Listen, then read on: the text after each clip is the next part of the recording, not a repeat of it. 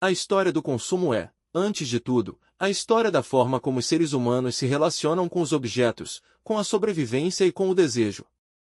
Consumir, em sua origem mais simples, nunca foi uma escolha. Foi uma necessidade.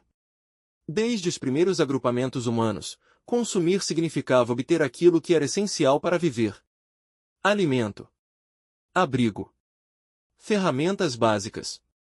O que se consumia vinha diretamente do ambiente ao redor. Caça, coleta, produção manual. Não havia excesso. Não havia estoque permanente. Não havia acumulação sistemática. O consumo era imediato e limitado. Esse padrão começou a mudar lentamente com o surgimento das primeiras sociedades agrícolas. A domesticação de plantas e animais permitiu produzir mais do que o necessário para o consumo imediato. Pela primeira vez, o ser humano passou a armazenar, guardar, planejar. O excedente mudou tudo. Ele permitiu trocas. Permitiu especialização. Permitiu desigualdade. Alguns passaram a controlar mais recursos do que outros. Nesse momento inicial, o consumo ainda estava profundamente ligado à sobrevivência, mas já começava a adquirir um valor social. O que alguém possuía dizia algo sobre sua posição dentro do grupo.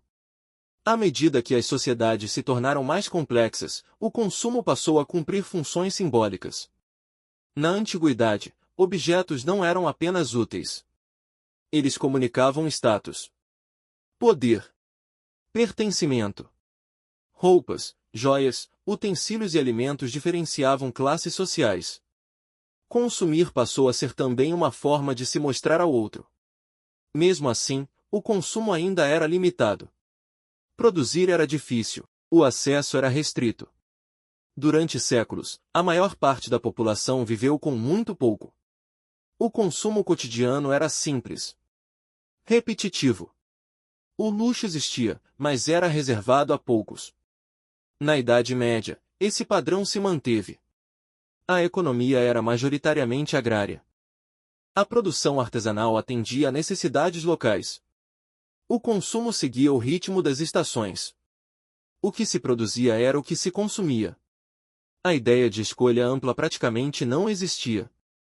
As pessoas usavam o que tinham acesso. E o acesso era limitado.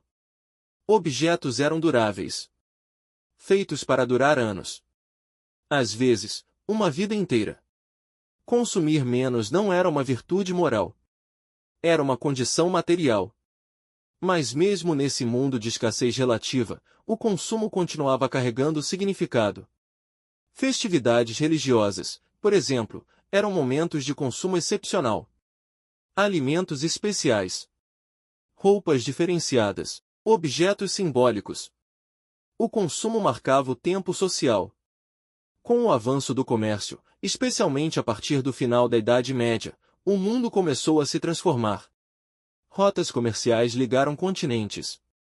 Produtos exóticos chegaram à Europa. Especiarias. Tecidos finos. Metais preciosos. O consumo começou a se expandir além do estritamente necessário. Esses produtos não eram apenas úteis. Eram desejados. Eles carregavam prestígio.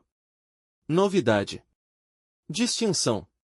Consumir passou a ser uma forma de se diferenciar. Esse processo se intensificou com o surgimento das cidades comerciais e da burguesia. Uma nova classe social emergia. Nem nobre. Nem camponesa. Essa classe passou a usar o consumo como forma de afirmar sua posição. Roupas melhores. Casas mais decoradas. Objetos importados. O consumo começou a se tornar uma linguagem social. Mas ainda assim, ele permanecia restrito a uma parcela pequena da população. A grande virada na história do consumo viria apenas com a Revolução Industrial. Antes dela, consumir mais era limitado pela capacidade de produzir. Depois dela, a produção passou a superar a necessidade básica. A Revolução Industrial não apenas transformou o trabalho. Ela transformou o consumo de maneira profunda e irreversível. Máquinas passaram a produzir em escala. O custo dos produtos caiu. A oferta aumentou. Objetos que antes eram raros tornaram-se mais acessíveis. Roupas prontas. Utensílios domésticos. Ferramentas padronizadas. O consumo deixou de ser exceção. Passou a ser cotidiano. Mas esse novo consumo exigia algo fundamental. Um mercado constante. Produzir em massa só fazia sentido se houvesse quem comprasse em massa. Foi nesse momento que o consumo deixou de ser apenas consequência da produção e passou a ser uma necessidade do sistema. A sociedade industrial precisava de consumidores. A partir do século XIX, o consumo começou a ser incentivado de forma consciente. Vitrines surgiram, catálogos. Publicidade inicial. O ato de comprar passou a ser estimulado. Não apenas para suprir necessidades, mas para manter a máquina econômica funcionando. O consumo começou a se desligar da necessidade imediata. Ele passou a se conectar ao desejo. Essa transformação foi lenta, mas profunda. O século XX consolidaria esse processo. Ao longo do século XIX, o consumo começou a ocupar um lugar cada vez mais central na vida social. As cidades industriais não eram apenas espaços de produção. Eram também espaços de circulação de mercadorias. Lojas começaram a se multiplicar. Mercados se organizaram. Feiras tornaram-se mais frequentes. O ato de comprar deixou de ser apenas funcional. Passou a ser uma experiência. As vitrines ganharam importância. Os produtos passaram a ser exibidos, organizados, iluminados. O consumo começou a envolver olhar, escolher, comparar. Esse novo comportamento não surgiu por acaso. À medida que o trabalho industrial se tornava mais repetitivo e controlado, o consumo começou a assumir uma função compensatória.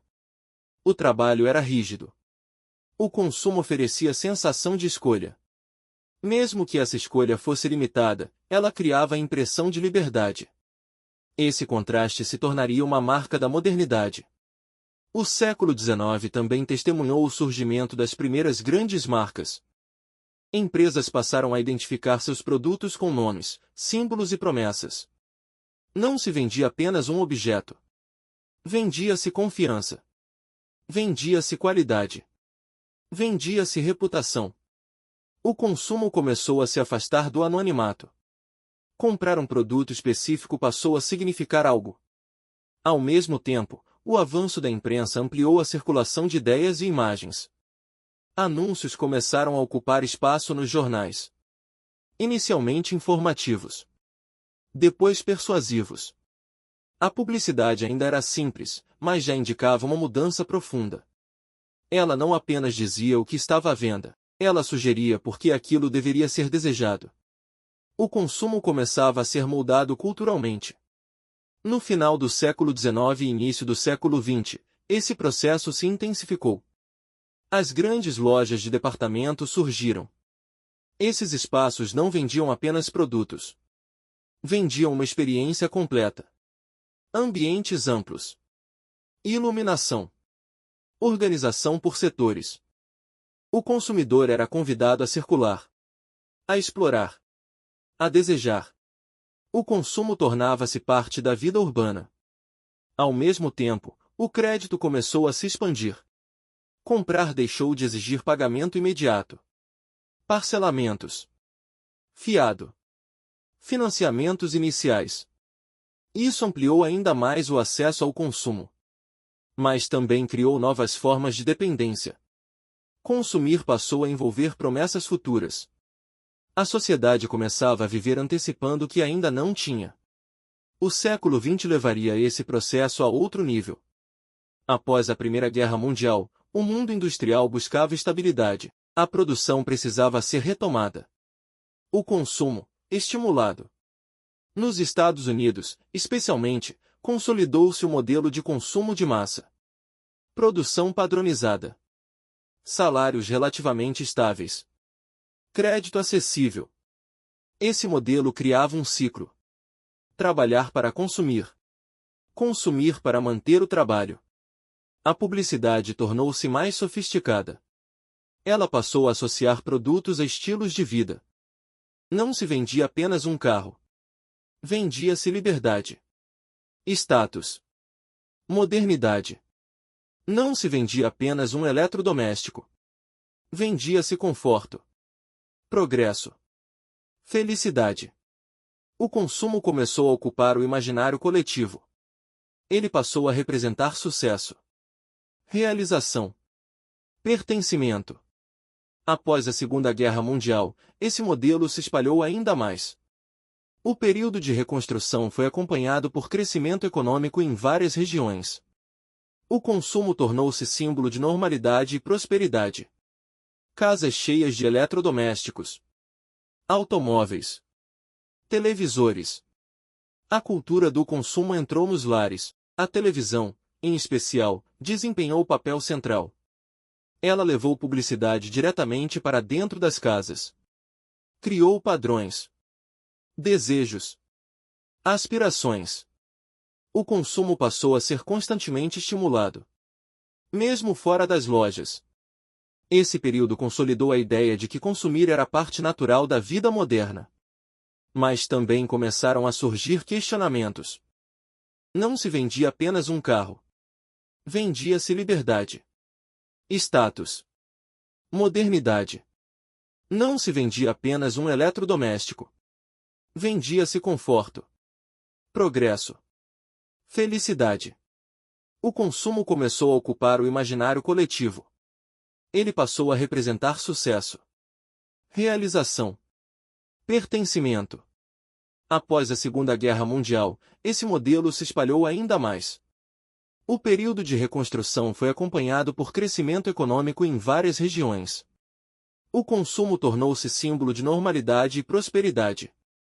Casas cheias de eletrodomésticos, automóveis, televisores. A cultura do consumo entrou nos lares. A televisão, em especial, desempenhou papel central. Ela levou publicidade diretamente para dentro das casas. Criou padrões, desejos, aspirações. O consumo passou a ser constantemente estimulado, mesmo fora das lojas.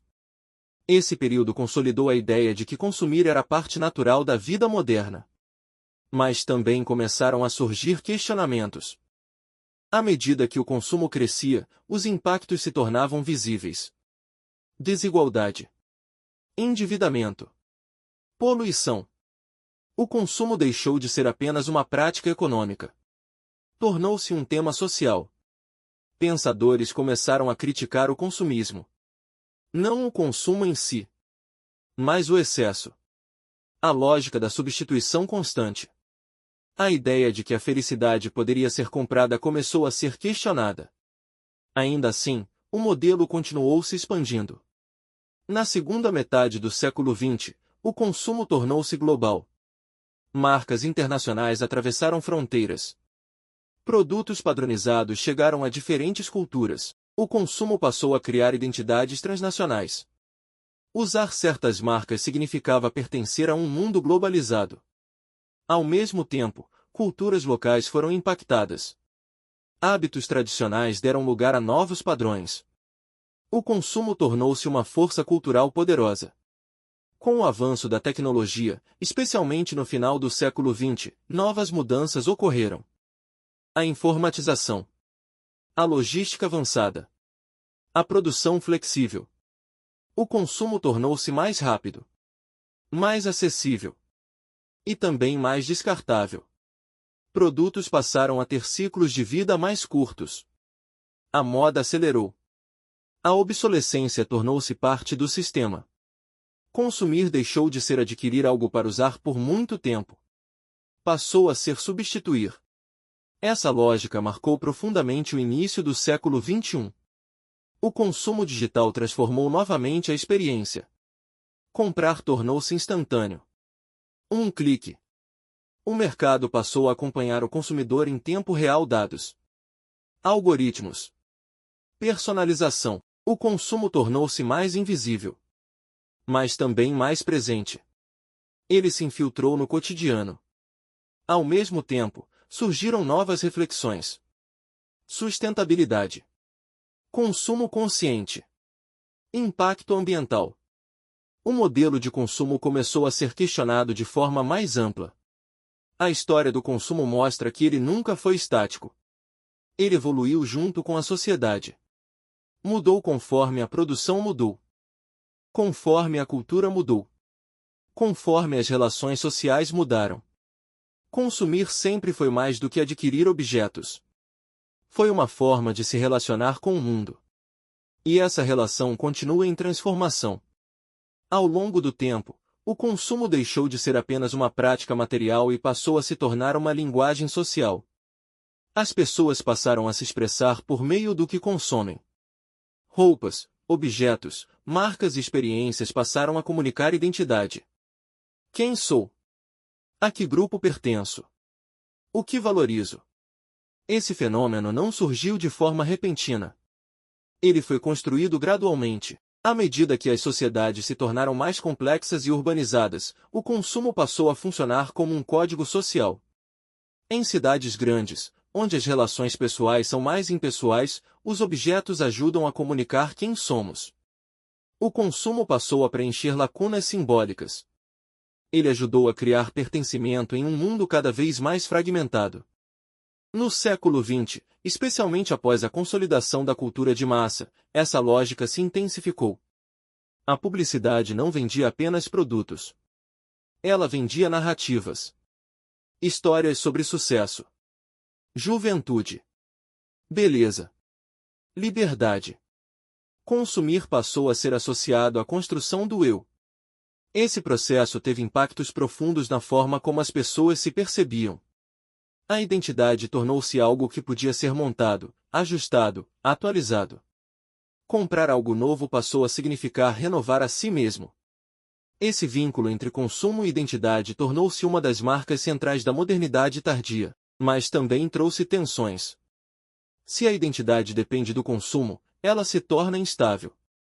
Sempre incompleta. Sempre em busca de algo a mais. Isso alimenta um ciclo constante de insatisfação. O consumo promete preencher, mas raramente cumpre completamente essa promessa. Ao mesmo tempo, a pressão para consumir não é distribuída igualmente. O mundo do consumo cria padrões ideais que nem todos conseguem alcançar. Isso gera frustração, exclusão, ansiedade. A história do consumo também é a história dessas desigualdades simbólicas. Quem pode consumir mais é visto como bem-sucedido. Quem consome menos é frequentemente invisibilizado. Essa lógica se aprofundou com a globalização. Imagens de consumo circulam globalmente. Estilos de vida são exibidos em escala planetária. Mesmo quem não pode consumir é exposto constantemente a esses padrões. O desejo é produzido antes mesmo da possibilidade de acesso. Isso cria uma tensão permanente entre querer e poder. No século XXI, essa dinâmica se intensificou com as redes digitais. O consumo passou a ser exibido em tempo real. Experiências, viagens, objetos e estilos de vida são compartilhados continuamente. O consumo tornou-se espetáculo. E o espetáculo ampliou a comparação. As pessoas passaram a medir suas vidas em relação às vidas exibidas pelos outros. Essa comparação constante intensifica o desejo e a insatisfação. Ao mesmo tempo, surgiram movimentos de crítica e resistência. Consumo consciente. Minimalismo. Sustentabilidade. Esses movimentos não rejeitam o consumo em si. Eles questionam o excesso. A lógica da substituição constante. O impacto ambiental e social. A história do consumo, nesse ponto, revela uma virada importante. Pela primeira vez, em larga escala, questiona-se se consumir sempre mais é sustentável. O planeta mostra limites claros. Recursos naturais são finitos. Resíduos se acumulam. O clima se altera. Esses problemas não são externos ao consumo. Eles são consequência direta dele. Ao olhar para trás, percebemos que o consumo sempre esteve ligado às condições materiais de cada época. Na escassez, ele foi limitado. Na abundância, expandiu-se. Na industrialização, foi estimulado. Na globalização, foi acelerado. Hoje, ele é questionado. Mas questionar não significa eliminar. Consumir continuará sendo parte da vida humana. A questão central não é se vamos consumir, mas como. A história do consumo mostra que ele nunca foi neutro. Ele sempre refletiu valores sociais, estruturas de poder, modelos econômicos. Compreender essa história nos ajuda a perceber que nossos hábitos não surgem do nada. Eles são resultado de processos longos, de decisões acumuladas, de transformações culturais profundas. Ao entender isso, ganhamos a possibilidade de escolha. Não uma escolha individual isolada, mas escolhas coletivas. Que tipo de sociedade queremos sustentar com nossos padrões de consumo? Que valores queremos reforçar? Que impactos estamos dispostos a aceitar? A história do consumo não é apenas um relato do passado. Ela é um espelho do presente. E, como todo espelho, ela nos convida à reflexão. Consumir sempre fez parte da experiência humana. Mas nunca da mesma forma. Do essencial ao supérfluo. Da necessidade ao desejo. Da escassez ao excesso. Cada etapa da história moldou uma relação diferente com os objetos. E essa relação continua em movimento. O futuro do consumo ainda está sendo escrito. Ele dependerá das escolhas que fazemos agora. E compreender sua história é um passo fundamental para fazer essas escolhas com mais consciência. Quando olhamos para toda a história do consumo, desde suas formas mais simples até sua expressão contemporânea mais complexa, percebemos que consumir nunca foi apenas um ato econômico. Sempre foi um ato profundamente humano. No início, consumir era sobreviver. Era garantir alimento, abrigo e proteção. Não havia excesso. Não havia escolha ampla. Havia limites claros impostos pela natureza e pela técnica. Com o tempo, esses limites foram sendo lentamente deslocados. A agricultura permitiu o excedente. O comércio permitiu a troca. As cidades permitiram a diferenciação. O consumo passou a carregar significados sociais.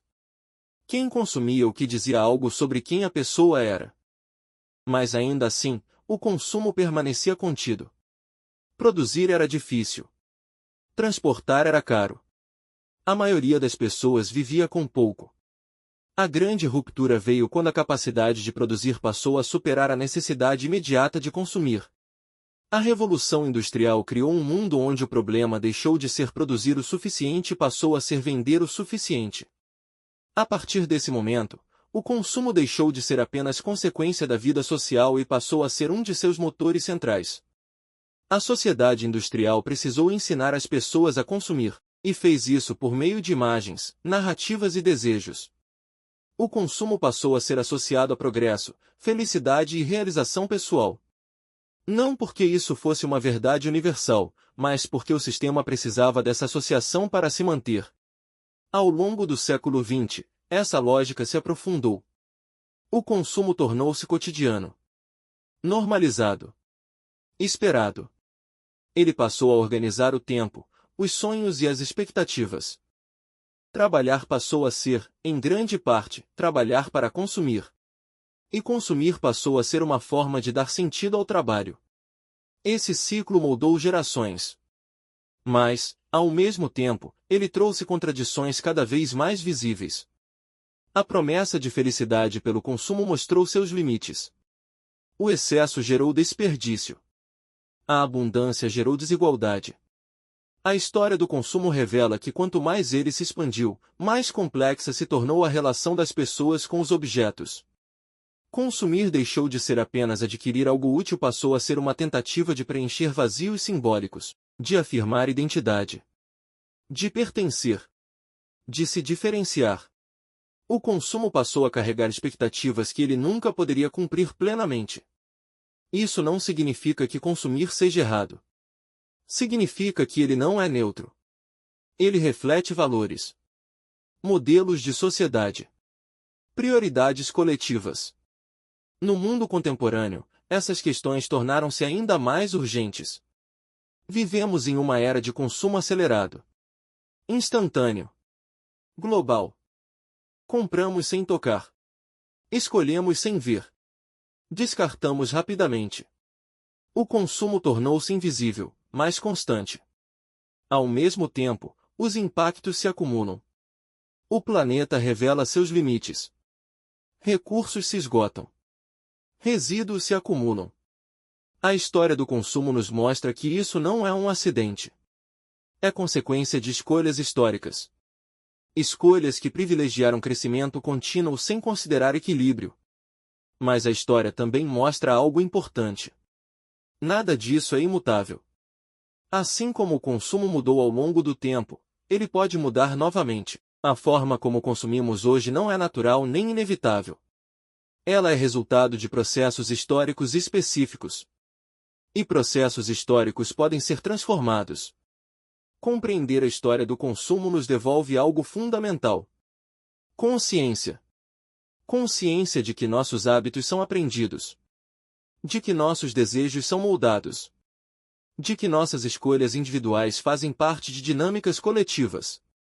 Essa consciência não aponta respostas simples. Não oferece soluções fáceis. Mas ela amplia o olhar. Ela nos permite perguntar, com mais clareza, que tipo de sociedade estamos sustentando com aquilo que consumimos? Que valores reforçamos? Que impactos aceitamos? Que futuros tornamos possíveis?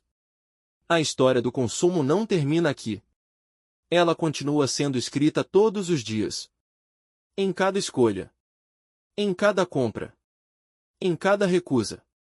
Entender o passado não é um exercício de nostalgia. É uma ferramenta para pensar o presente. E talvez, para imaginar futuros diferentes, porque consumir sempre fará parte da vida humana. Mas a forma como consumimos pode, e sempre pôde, ser transformada. Antes de encerrar este vídeo, eu quero te fazer um convite simples. Se você chegou até aqui, é porque esse conteúdo agregou valor para você. E conteúdo de valor merece continuar sendo produzido. Ao se inscrever no canal, você ajuda este projeto a crescer. E garante que mais histórias como essa continuem sendo contadas. Curta este vídeo. Isso mostra para o YouTube que esse tema é relevante. Compartilhe com alguém que também gosta de aprender. História só faz sentido quando é compartilhada.